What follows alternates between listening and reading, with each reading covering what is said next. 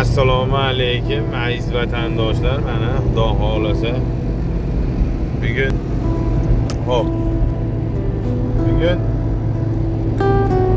2025-yil 5-martda mana biz Qozog'istonda ketyapmiz. Har xil blogerlarni ko'rib odamlar qor deb qo'qib chiqishmayapti mashinalarga.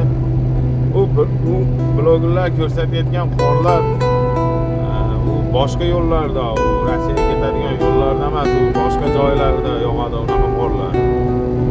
Mana pasajirlar hech qanaqa qorsiz ketyapmizmi? Mana o'zingizlar aytinglar. Aka, nima deysiz? Kelidan qor yo'q. Yaxshi ketyapsizlarmi? Nima deysizlar sizlar ko'rib kuzatib turgan odamlarga? Haligi voditelimiz deb turib haligina avtobuslarga chiqarishib yuboryapti-da bolalar. Shuning uchun bizga ham ishonishmayapti tashi. Mana biz hozir telefon nomerlarimizni og'zaki ham aytamiz, nomerlarimizni yozib ham qo'yamiz. Hamma yo'q cho'tkiymi akalar, mana Rossiyaga уже qolsa bir 200 kilometrlar qoldi mana. Oz qoldi mana kelyapmiz Xudo xolasa. Hamma tinch, sog' salomat.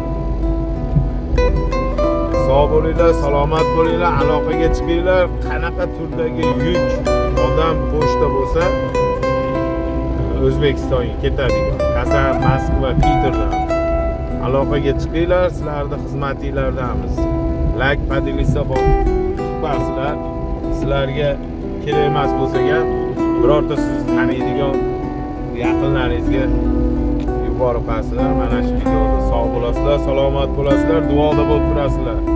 Aziz vatandoshlar, +7 937 605 11 11 WhatsApp, Telegram hamma yo'q bor.